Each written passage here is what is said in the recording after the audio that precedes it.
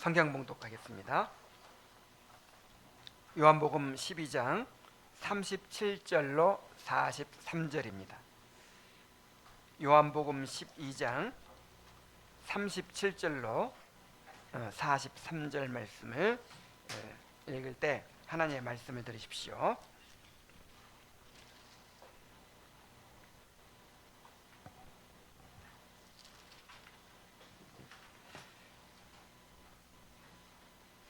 이렇게 많은 표적을 그들 앞에서 행하셨으나 그를 믿지 아니하니 이는 선지자 이사야의 말씀을 이루려 하심이라. 이르되 주여 우리에게서 들은 바를 누가 믿었으며 주의 팔이 누구에게 나타났나이까 하였더라.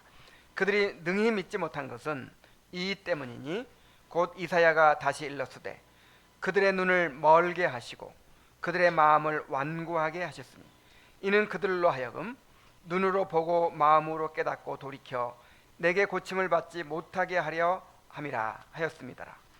이사야가 이렇게 말하는 것은 주의 영광을 보고 주를 가리켜 말하는 것이라. 그러나 관리 중에도 그를 믿는 자가 많되 바리새인들 때문에 드러나게 말하지 못하니 이는 출교를 당할까 두려워함이라. 그들은 사람의 영광을 하나님의 영광보다 더 사랑하였더라. 아멘. 요한복음은 크게 표적의 책과 영광의 책 두 부분으로 구분된다는 것을 말씀드렸죠. 1장부터 12장까지는 7가지의 표적을 통해서 예수님께서 하나님의 아들이시요 또 약속된 메시아이신 것을 증거했습니다. 그리고 이제 13장부터 21장까지는 예수님께서 이 마지막 이제 십자가를 지심으로 구속을 이루시는 그 내용을 기록하고 있죠. 자, 오늘의 본문은 그 표적의 책 요한복음 1장부터 12장까지에 이르는 그 표적의 책의 결론부에 해당합니다. 요한은 본문에서 예수님께서 행하신 수많은 표적들에도 불구하고 왜 유대인들이 끝내 예수님을 믿지 않았는지에 대해서 신학적인 답변을 제시합니다. 자, 유대인들은 조상 대대로 메시아를 기다려왔어요. 그리고 예수님 당시에는 그 어느 때보다도 메시아에 대한 열망이 뜨거웠습니다. 자, 그런데 그들 앞에 하나님께서 육신을 입고 오신 거예요. 메시아가 오신 거예요. 예수님은 구약 성경의 메시아에 대해 예언한 그대로 표적을 행하셨고 또 말씀을 전하셨습니다. 그래서 너무 증거가 명백했던 거예요. 그런데 이토록 명백한 증거들에도 불구하고 유대인들은 예수님을 받아들이지 않았습니다. 정말 이해하기 어려운 일이에요. 도대체 그들은 왜 수많은 표적들을 보았음에도 불구하고 예수님을 믿지 않았을까요?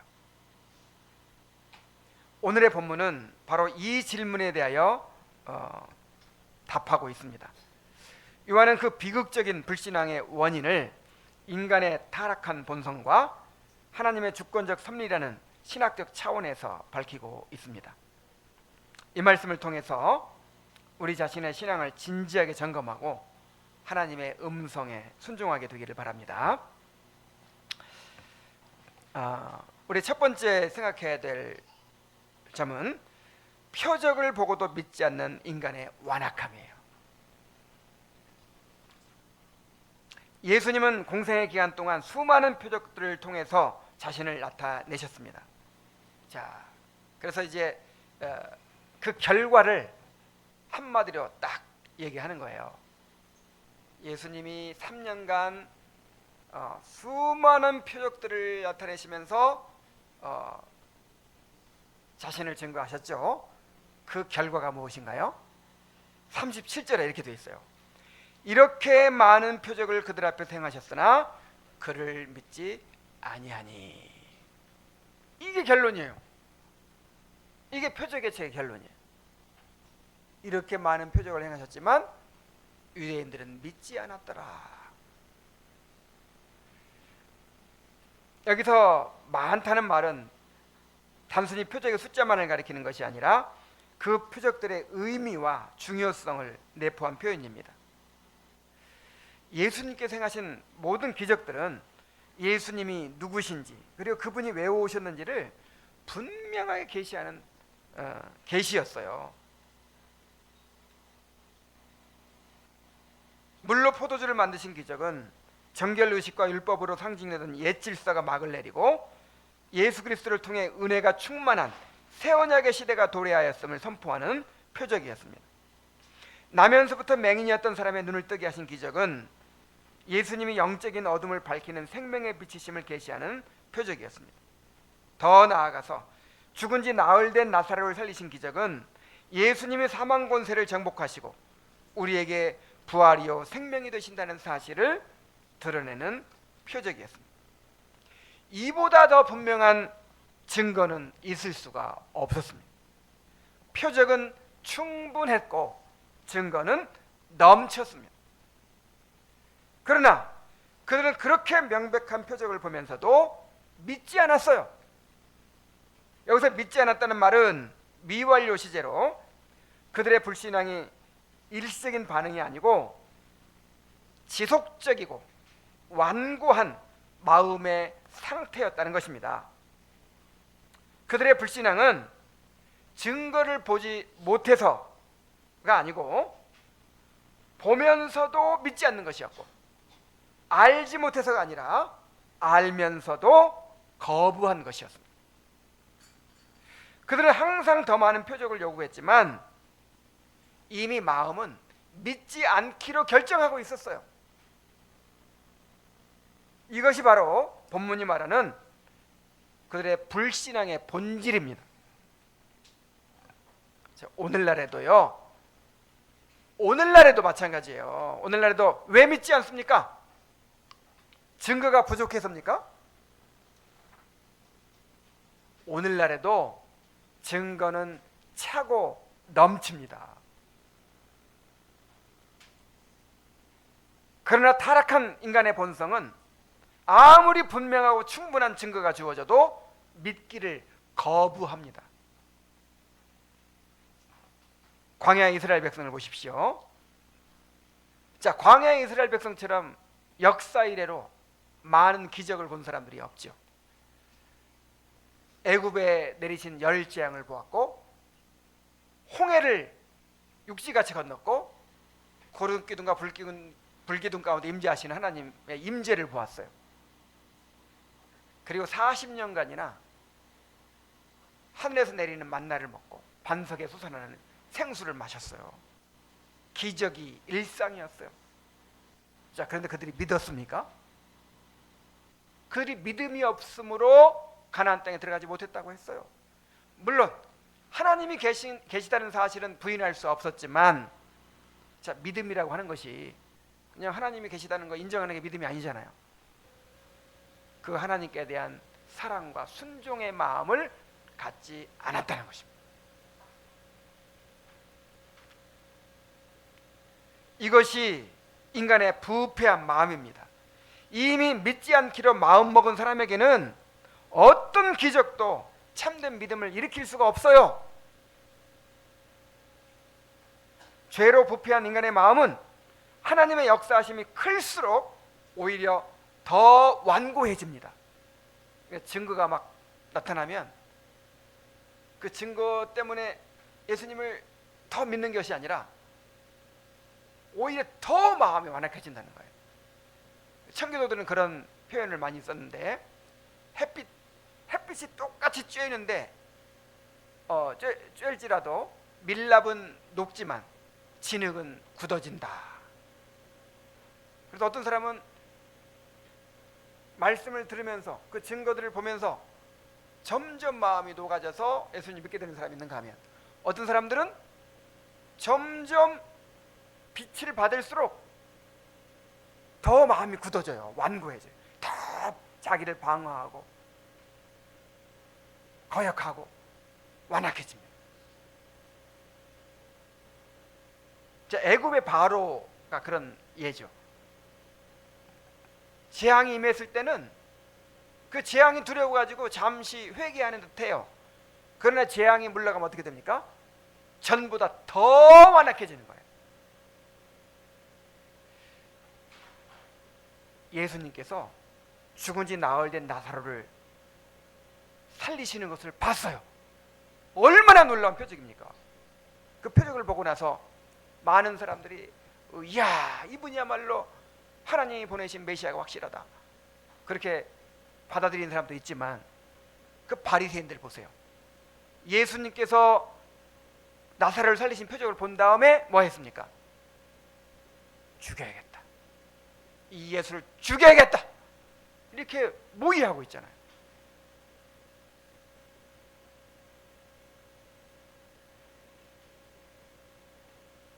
어둠을 사랑하는 인간의 부패한 마음은 빛이 비칠수록 그 빛을 더 미워하게 되어 있어요. 성경은 이러한 인간의 마음 상태를 이렇게 진단합니다.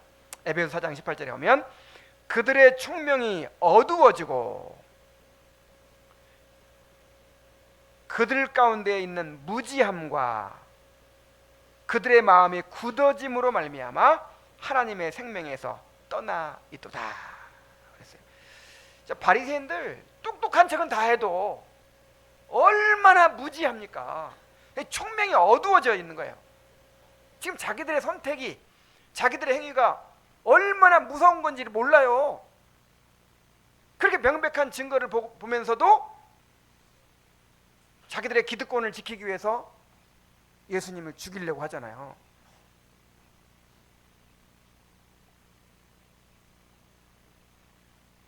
마음이 굳어져 있어 그렇다 이 말이에요. 총명이 어두워지고 그 무지한 상태에 있고요. 그 다음에 마음이 굳어져 있기 때문이다. 계속해서 말씀을 들으면서도 아직 믿지 않고 있다면, 믿음이 생기지 않는다면 자신을 한번 돌아봐야 돼요. 확실한 증거가 아직 부족해서 못 믿고 있나요? 성경은 그렇게 이야기하지 않습니다. 믿고자 하지 않는 마음 때문에 못 믿고 있는 거예요. 믿기 싫어하는 마음 때문에 못 믿고 있는 거예요. 마음이 죄로 굳어져 있기 때문에 믿지 않는 것입니다. 그러므로 더 분명한 증거를 요구할 것이 아니라 믿지 않는 완악한 마음을 회개해야 돼요. 죄 중에 제일 큰 죄가 무슨 죄인 줄 아세요? 믿지 않는 죄예요. 성령께서 이제 오셔가지고 사람들의 죄를 깨닫게 해주실 때 무슨 죄를 깨닫게 해주셨냐면 믿지 않는 죄를 깨닫게 해주시는 거예요. 죄에 대하여라 함은 저희가 나를 어떻게 하지 아니하며 믿지 아니하며. 예수 안 믿는 게 지옥 가는 죄예요. 다른 죄는 다 용서받을 수 있어요. 예수님 믿지 않으면 용서받을 길이 없어요. 지옥 가요. 믿지 않는 죄가 가장 큰 죄예요.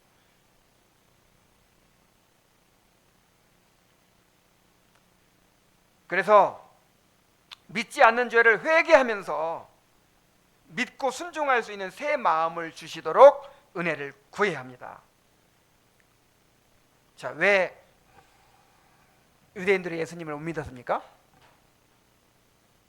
죄로 부패한 완악한 마음 때문에 믿지 못했다는 거예요.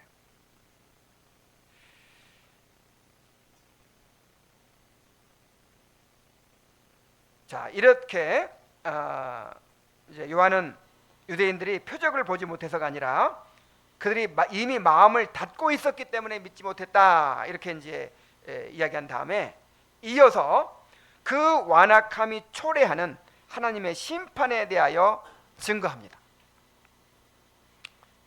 자, 지금 믿지 못한 이유를 세 단계로 이야기해요. 세 단계. 첫 번째는 일단 기본적으로 어떻게 돼서 인간의 마음이 부패하고 완악해서 믿지 못했다. 두 번째 단계는 뭐냐면요, 그 완악한 마음을 하나님이 심판하십니다. 하나님이 심판하셔서 믿지 못하는 거예요.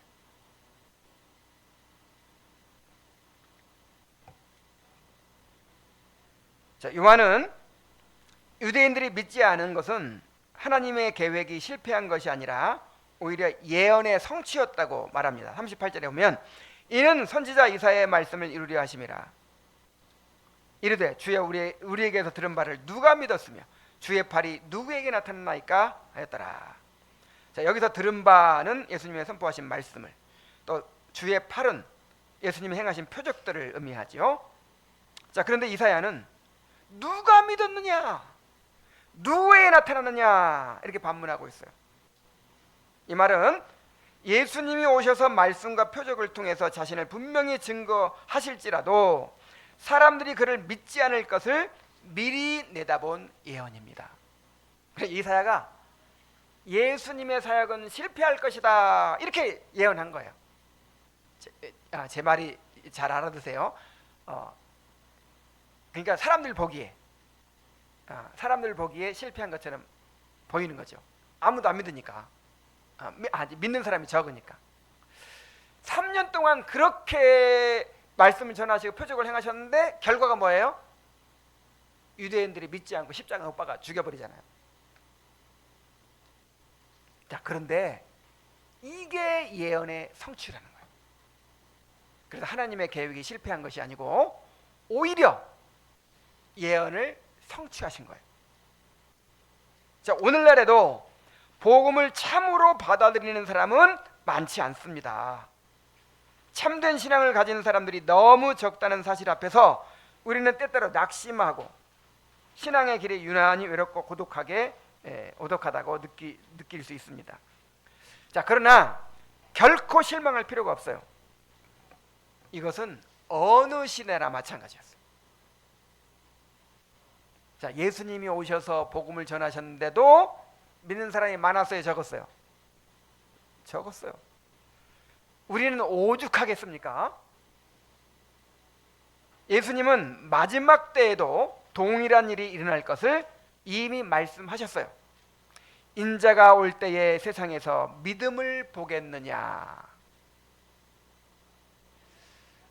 그러니까 여러분, 진짜 참되게 예수님을 믿는 사람을 정말 만나기 어렵다, 그런 교회를 찾기 어렵다.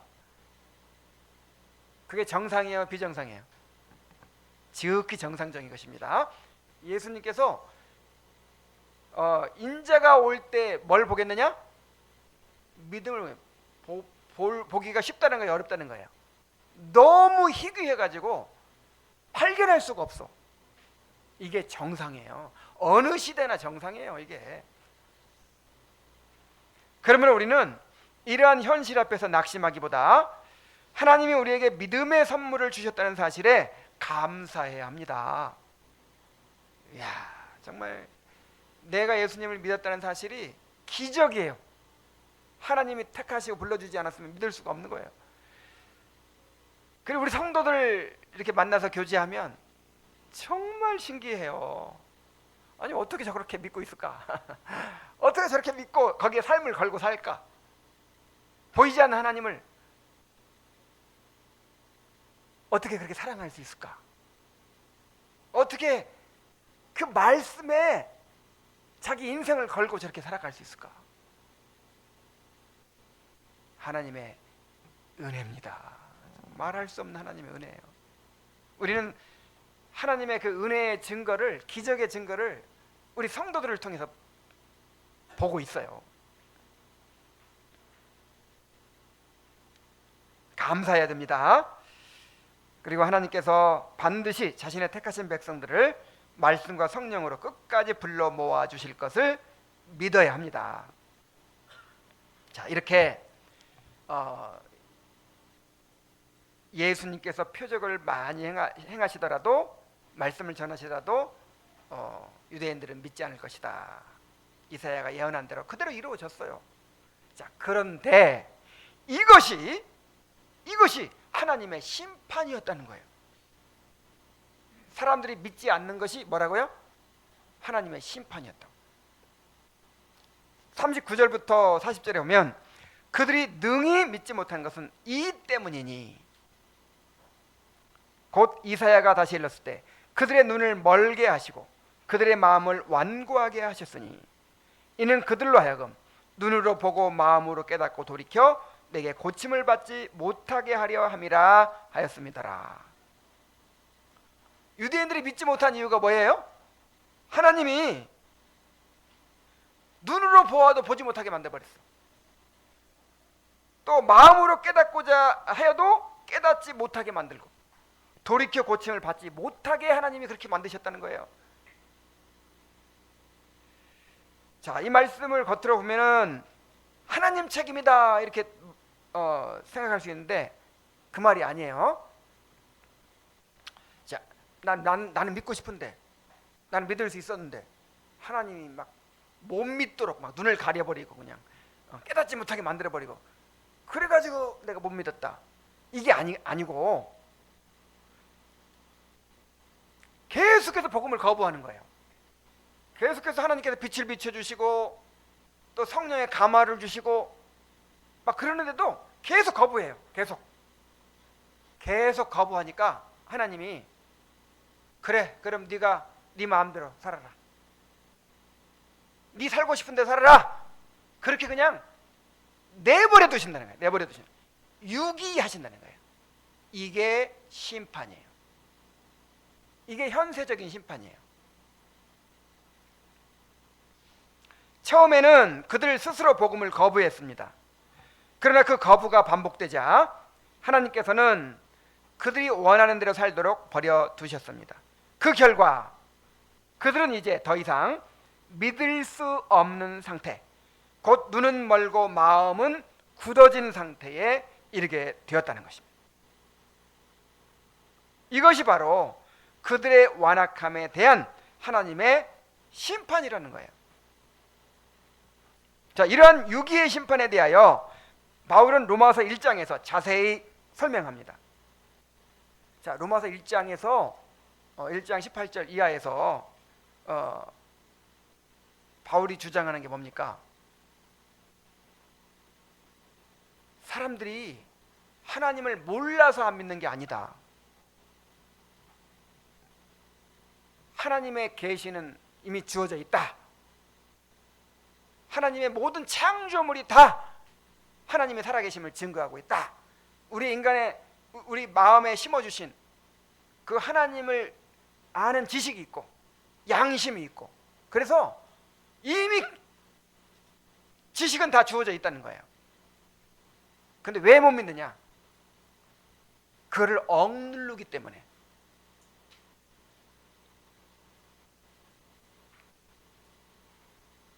알면서도 그 진리를 억누른다는 거예요.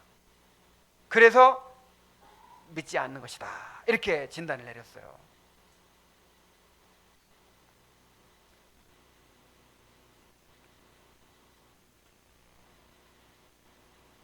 내 양심이 증거하거든요. 이렇게 살면 안 될 것 같고, 내가 죽을 텐데 내가 죽으면 어떻게 될까? 뭐 이런 두려움도 때때로 생기고, 이 세상이 어떻게 저절로 이렇게 생겨날 수가 있는가? 문득 뭔가 이렇게 깨달아지는 것이 있어요, 살아가다 보면. 근데 그런 것들이 이렇게 보일 때마다 어떻게 한다고요? 억눌러요. 하나님이 살아계신다는 걸 인정하면 골치 아파져. 내 주권을 내어드려야 되잖아요. 그러니까 애써 억눌러요. 하나님은 안 계셔. 자, 이렇게 하니까 하나님이 어떻게 하셨어요?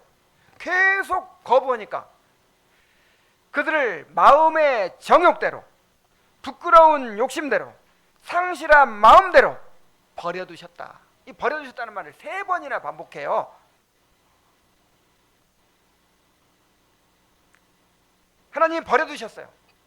그렇게 계속해서 거부하니까 그러면 너희들 마음대로 살아라. 그냥 내버려 두셨어요. 그 결과 인간의 삶은 점점 더 왜곡되고 파괴되었습니다. 관계는 무너지고 도덕은 전도되었으며 인간성은 심히 부패하게 되었어요. 이것이 바로 빛을 거부한 자들에게 임하는 하나님의 현세적인 심판이에요. 무슨 심판? 나중에 이제 지옥 가는 심판이 있겠죠. 그러나 이 현세에서도 심판이 있는데 현세의 심판은 버려두는 심판이에요.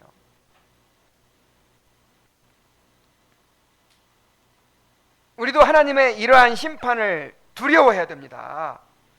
계속해서 말씀을 들으면서도 회개하지 않고 순종하지 않는 일이 반복되면 마음이 점점 굳어져서 마침내 스스로 돌이킬 수 없는 상태에 이르게 됩니다. 대요름인답 28문에 보면 이 세상에서 받는 죄의 형벌 가운데 자, 완악한 마음을 언급해요. 자, 완악한 마음이 바뀌지 않는 것이죠. 자, 어떤 사람이 계속해서 하나님을 거역하는 거예요. 말씀을 들어도 회개하지 않는 거예요. 순종하지 않는 거예요. 그러면 하나님이 형벌을 주시는데 어떻게 형벌하신다고요? 마음을 완악한 상태로 그냥 버려두시는 거예요. 그러면 은혜가 없으면요, 그 완악한 상태가 바뀔 수가 없거든요. 그냥 완악하게 평생 살다 가는 거예요. 지옥 가는 거예요. 그러므로 언젠가는 돌이킬 수 있다라고 안일하게 생각해서는 안 됩니다. 은혜의 때는 언제까지나 계속되지 않습니다. 아직 기회가 주어지고 있을 때 돌이켜야 합니다.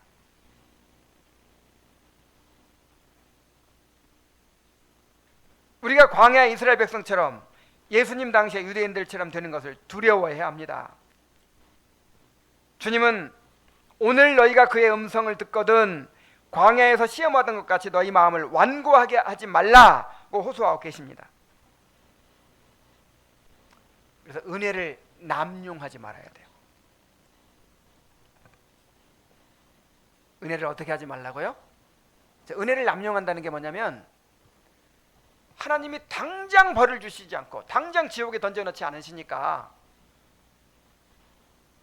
회개하지 않고 순종하지 않고 버티는 거예요. 마음속에는 알아요. 내 양심이 이야기합니다. 하나님께 돌이켜야 돼. 내가 이대로 살아서는 안 돼. 근데 은혜를 계속 베풀고 계시니까 계속 미루는 거예요. 계속 이렇게 은혜를 남용하는 것처럼 위험한 일은 없어요. 내가 맘만 먹으면 돌아갈 수 있어. 내가 맘 먹고 그냥 새벽 기도부터 시작해가지고 맘 먹고 막 금식 한번 하면서 막 확 돌이켜야지. 여러분, 돌이키는 건 내 마음대로 되는 게 아니에요. 하나님이 돌이켜 주셔야 내가 돌아갈 수 있는 거예요.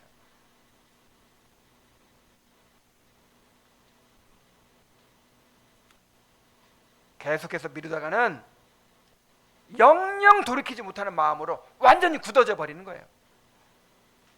그러므로 선포되는 말씀에 정직하게 반응해서 회개하며 은혜를 구하십시오. 그러면 하나님께서는 완악한 마음을 제하시고 부드러운 마음을 주시고 구원에 이르는 회개를 주실 것입니다. 새 언약의 약속이 뭐예요? 내가 새로운 마음을 주겠다는 거잖아요. 새 마음을 주겠다. 유대인들의 예에서 보듯이 인간의 원래의 마음은요, 부패하고 완악해져 있어가지고 완고해져 있어가지고 회개할 수가 있어요, 없어요?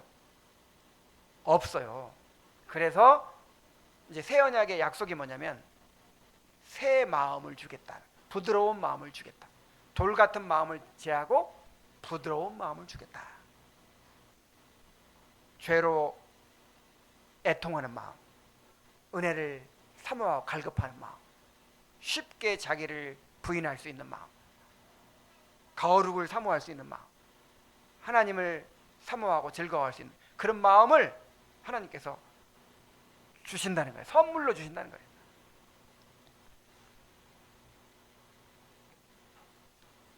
그러한 은혜를 갈망하시기 바랍니다. 자, 요한이 지금 두 가지 얘기했어요.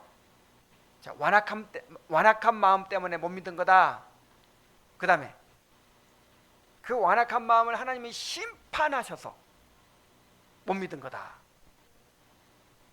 자, 그렇게 얘기하고 나서 이제 불신앙의 실제적인 원인을 이야기합니다.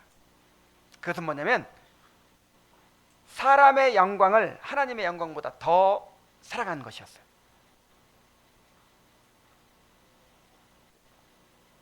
요한은 먼저 예수님이 나타내신 하나님의 영광에 대해서 이야기합니다. 41절에 이사야가 이렇게 말한 것은 주의 영광을 보고 주를 가리켜 말한 것이라.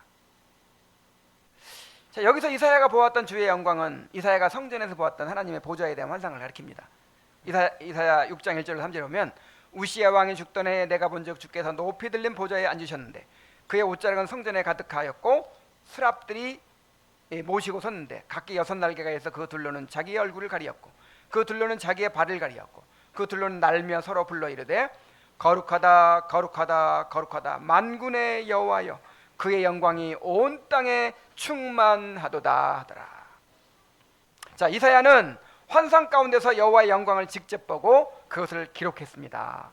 자, 그런데 요한은 이사야가 주의 영광을 보고 주를 가리켜 말한 것이라고 합니다. 이사야가 성전에서 본 여호와의 영광이 성육신하신 예수 그리스도의 영광이었다는 거예요. 참 놀라운 말씀이죠. 다시 말하면 예수님께서 말씀을 전하시고 표적을 행하신 것은 바로 여호와의 영광을, 그 하나님의 하늘 성전에 그 충만하던 그 여호와의 영광을 이 땅에 드러내신 사건이었다, 이 말이에요.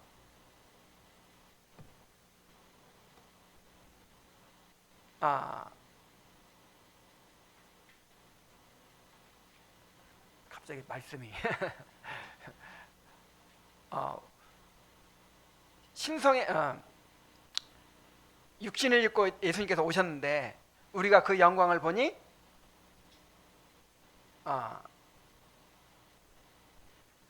아버지의 영광이고 은혜와 진리가 충만하더라. 그 육신 안에, 예수님 육신 안에 신성의 모든 충만함이 거했다고 했어요. 그 제자들이 그걸 봤다고 증거하잖아요. 자, 그런데 유대인들은 그분 안에 나타난 하나님의 영광을 바라보지 못했어요. 그 이유는 예수님의 모습이 그들이 기대하던 메시아의 모습이 아니었기 때문입니다. 만일 예수님이 영광의 왕으로 오셨다면 그들은 기꺼이 예수님을 인정하고 환영했을 것입니다. 예수님이 그들의 종교적 열심을 인정해 주시고 그들에게 명예와 보상을 약속하셨다면 그들은 예수님을 기쁘게 따랐을 것입니다. 그런데 예수님은 초라한 모습으로 오셔서 십자가의 길을 고집하셨고 그들에게도 십자가를 지고 따를 것을 요구하셨습니다. 그러나 그들은 자신을 부인하지 못하고 하나님의 뜻에 굴복하기를 싫어했습니다. 다시 말해서 세상의 영광을 너무 사랑한 거예요. 자, 부자가 천국에 들어가기가 얼만큼 어렵다고요? 낙타가 바늘기로 들어가는 것보다 더 어렵다 그랬잖아요. 그러니까 가진 것이 너무 많은 사람들은 세상의 영광, 여기서 이제 영광은 좀 이렇게 좀 범위가 넓은 말이에요. 이 가진 것이 너무 많은 사람들은 그것을 지켜야 되기 때문에, 그것을 너무 사랑하기 때문에 하나님, 예수 그리스도 안에 있는 하나님의 영광을 보지 못한 거예요.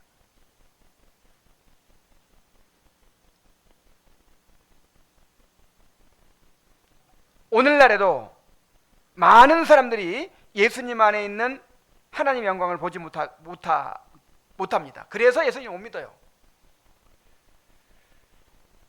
사람들은 하나님의 영광을 이 땅에서의 형통과 성공, 눈에 보이는 번영 속에서 찾으려고 합니다. 다시 말해 세상의 영광을 사랑한다 말이죠. 세상의 영광을 사랑해요. 자, 그러나 예수님께서는 십자가를 통해서 자신의 영광을 나타내셨습니다. 그러므로 십자가를 외면하는 사람은 결코 주님의 영광을 볼 수가 없습니다. 자, 예수님을 믿으려면요, 자신이 영적 파산자임을 깨달아야 돼요. 그래서 자신의 주권을 포기하고 전적으로 자신을 주께 맡겨야 됩니다. 이게 믿음이에요. 이러한 자기 부인과 십자가가 없이는 누구도 참으로 예수님을 믿을 수가 없어요. 그런데 세상의 영광을 너무 사랑하는 거예요. 세상 영광에 그냥 눈이 가려져 있어가지고 이 십자가에 감춰진 그 영광을 볼 수가 없어. 그래서 예수를 못 믿어요. 그래서 자, 이렇게 하나님의 영광을 보지 못하는 일은 예수님을 믿는 사람들 중에도 있었습니다. 그러니까 예수님을 믿는다고 하는 사람 중에도 있었습니다. 42절에 보면 그러나 관리 중에도 그를 믿는 자가 많되 바리새인들 때문에 드러나게 말하지 못하니 이는 출교를 당할까 두려워함이라. 그들은 사람의 영광을 하나님의 영광보다 더 사랑하였더라. 자, 지금 누구에 대해서 얘기하냐면 이 산헤드린 회원 중에서 예수 믿는 사람들에 대해서 이야기하고 있어요. 당시 산헤드린 회원들, 이 종교 지도자들 중에도 믿는 자들이 많았다는 거예요. 그런데 그들은 자신들의 믿음을 드러내지 못했어요. 자, 믿음을 드러내지 못했다는 것은요, 그 믿음대로 행하지 못했다는 그런 뜻입니다. 자, 믿었으면 어떻게 해야 돼요? 예수님이 하나님의 아들이시고 구원자님 믿었으면 어떻게 해야 돼요? 그 예수님을 따라야죠. 예수님께 순종해야죠. 근데 마음은 믿어. 그런데 예수님을 따르지는 않아. 이게 진짜 믿음이에요, 아니에요? 자, 산헤드린에서 예수 믿는 사람을 출교하기로 결의를 했어요. 자, 유대 사회에서 출교는 공동체로부터의 단절과 사회 경제적으로 매장이 되는 아주 무서운 형벌이었습니다. 자, 나면서부터 맹인이나 그 맹인의 부모는 가진 게 아무것도 없어. 그러니까 물론 이제 거기서 그 사람들도 출교당하는 게 큰 벌이었지만 내려놓기가 그렇게 어렵지 않죠. 근데 이 관리들은요, 가진 게 너무 많은 거예요. 그래서 잃을 게 너무 많아. 그래서 예수님을 믿으면서도 마치 믿지 않는 척 감췄어요. 이것이 과연 참된 믿음이라고 할 수 있겠습니까? 요한은 명확하게 평가합니다. 그들은 사람의 영광을 하나님의 영광보다 더 사랑하였더라. 자, 사람의 영광이란 사람들에게 인정받는 것, 안정된 삶, 명예와 권세, 사회적 지위 이런 것들입니다. 반면에 하나님의 영광이란 주님과 함께 고난받는 것, 양심의 자유와 평안, 그리고 무엇보다 하나님께 인정받는 것이죠. 자, 그런데 그들은 감추어진 하나님의 영광보다 드러난 세상의 영광을 더 사랑했습니다. 그래서 예수님을 하나님의 아들 메시아로 인정하면서도 자신들의 신앙을 고백하지 못했어요. 이것은 결코 참된 믿음이 아니었습니다. 그들은 진정으로 회심한 사람들이 아니었어요. 자, 오늘날에도 예수님을 믿는다고 고백하면서도 여전히 사람의 영광을 하나님의 영광보다 더 사랑하는 사람들이 있습니다. 예수님을 믿는다고 하는데 아직도 돈을 사랑해. 아직도 세상에서 누리는 것을 더 사랑해요.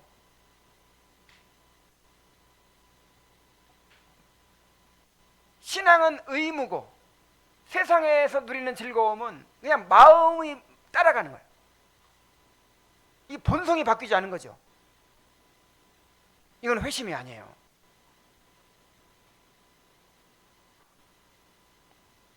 이런 사람들은 아직도 주님 안에 있는 참된 영광을 보지 못하고 있는 것입니다. 참으로 예수님 안에 있는 영광을 본 사람들은 더 이상 세상의 영광을 사랑할 수가 없어요. 물론 순간적으로 이렇게 유혹이 들어오기도 하지만 그거를 추구할 수가 없어요. 모든 것을 다 바쳐서라도 내가 발견한 그 주님의 영광을 추구하게 돼 있어요. 마태복음 13장 44절에서 예수님께서 이렇게 말씀하셨어요. 천국은 마치 밭에 감추인 보화와 같으니 사람이 이를 발견한 후 숨겨두고 기뻐하여 돌아가서 자기의 모든 소유를 팔아서 자기의 소유를 다 팔아서 그 밭을 샀느니라. 이게 기독교 신앙이에요. 여러분, 기독교 신앙은요, 이것도 지고 저것도 지고 그런 거 아니에요. 그냥 다른 것이 다 배설물처럼 여겨지는 거예요. 보화를 발견했기 때문에, 그 무엇과도 바꿀 수 없는 값비싼 보화를 발견했기 때문에 그냥 그동안에 내가 중요하게 여기던 거, 내가 소중하게 여기던 이런 것들이 다 하찮게 여겨지는 거예요. 그래서 그냥 배설물처럼 미련 없이 다 포기하게 될 수 있는 것이 이게 기독교 신앙이에요. 그런데 예수님을 믿는다고 하면서도 여전히 세상의 영광을 사랑해서 끊임없이 갈등하고 주님께 자신을 온전히 드리지 못하고 있다면 아직 이 참된 믿음이 아니란 말이에요. 이런 사람들에게 예수님은 매우 분명하게 말씀하십니다. 누가복음 14장 25절 27절. 수많은 무리가 함께 갈 때 예수께서 돌이키사 이르시되 무릇 내게 오는 자가 자기 부모와 처자와 형제와 자매와 더욱이 자기 목숨까지 미워하지 아니하면, 이게 상대적 부정어법이죠. 그냥 미워하라는 말이 아니에요. 그러니까 주님을 너무 그냥 주님께 대한 사랑이 너무 크기 때문에 비교할 수가 없다는 거죠. 그 사랑에 다른 걸 비교할 수가 없다는 거예요. 뭐 갈등이 있을 수가 없어.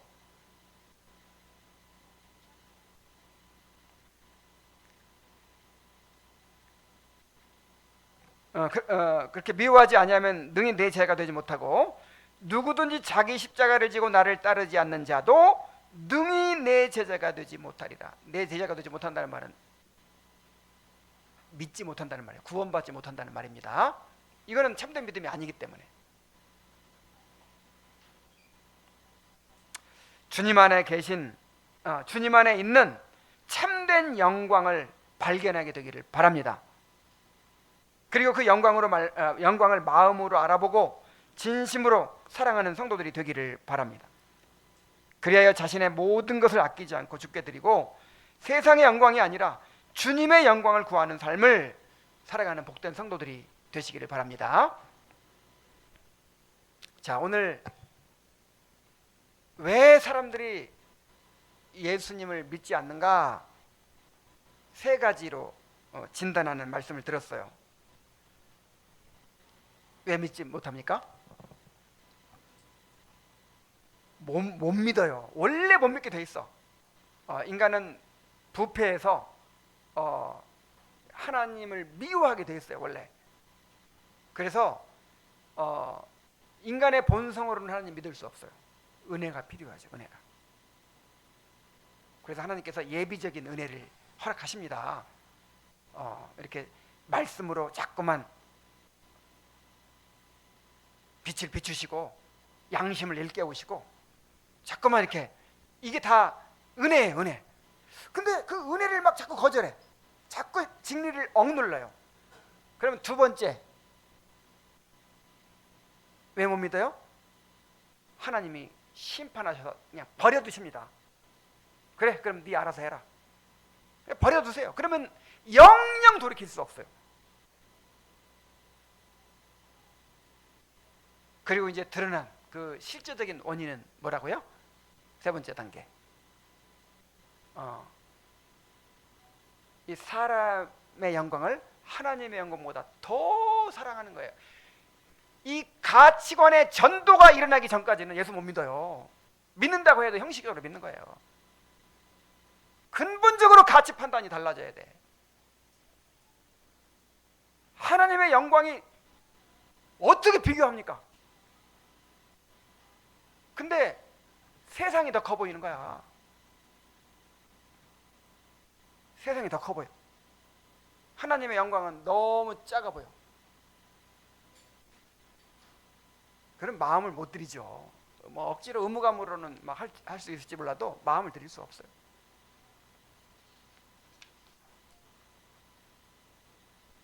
아직 예수님을 믿지 않고 있다면 자신의 이러한 죄를 인정하고 하나님 앞에 회개해야 합니다.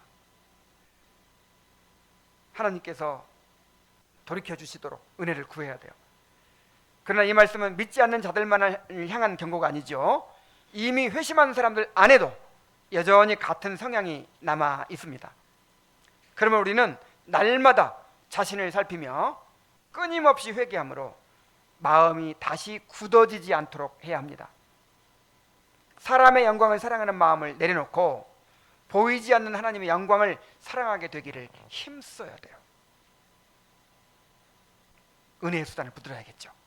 칼빈이 얘기했던 것처럼 이 말씀이 안경이에요. 그냥 우리 눈으로는 안 보여. 근데 말씀의 안경으로 보면 하나님의 영광이 보여요. 하나님께서 우리에게 날마다 은혜의 수단을 통해 굳은 마음을 깨뜨리시고 자신의 영광을 사랑하게 하시는 은혜를 베풀어 주시기를 간절히 구합시다. 기도하겠습니다. 하나님 아버지, 오늘 이 귀한 말씀을 통해서 우리의 영적인 상태를 진단하여 주시니 감사드립니다. 사람들이 하나님을 믿지 못하는 것은, 하나님께 헌신하지 않는 것은 마음이 부패하고 완악하기 때문입니다.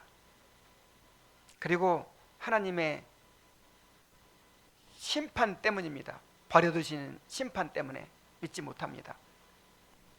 그리고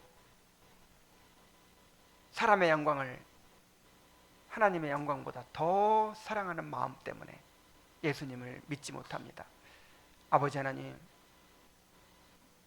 정말 우리 스스로는 하나님을 믿을 수 없고 회개할 수 없고 우리 마음을 변화시킬 수 없다는 사실이 너무 명백해졌습니다. 아버지 하나님, 긍휼히 여겨주시옵소서. 불쌍히 여겨주시옵소서. 우리에게 약속된 성령을 부어주시고 은혜를 내려주시옵소서. 우리 자녀들에게 새 마음을 주시옵소서. 부드러운 마음을 주시옵소서. 하나님의 영광을 세상의 영광보다 크게 여기는 마음을 주시고 하나님을 사랑하는 마음을 주시고 하나님을 즐거워하는 마음을 주시옵소서. 죄를 미워하는 마음을 주시옵소서. 날마다 은혜의 수단을 통해서 우리의 이 완악한 마음을 굳어지지 않도록 그렇게 변화시켜 갈 수 있도록 인도하여 주옵소서. 예수님의 이름으로 기도하옵나이다. 아멘.